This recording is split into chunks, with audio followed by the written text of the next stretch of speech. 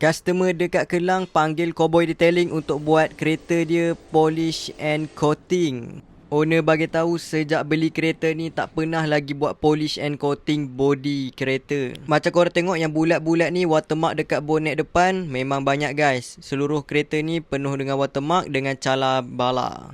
Sebab tu kami akan polishing untuk hilangkan defect, watermark dan cala-cala. Baru kita akan apply coating supaya ada perlindungan dekat body dan cermin kereta. Lepas basuh body kereta, kami akan tape emblem dan lampu kereta supaya tak kena waktu polishing. So polishing ni kita akan buat step cutting untuk potong-potong defect, watermark dengan cala-cala. Dah bulat tu, itu adalah watermark. So belah kiri ni dah polishing, memang clear, cantik. So ni kasar. Yang belah kiri ni dah licin. Tak ada bunyi Itulah hasil selepas polishing guys. Macam mana? Cuba komen dekat bawah.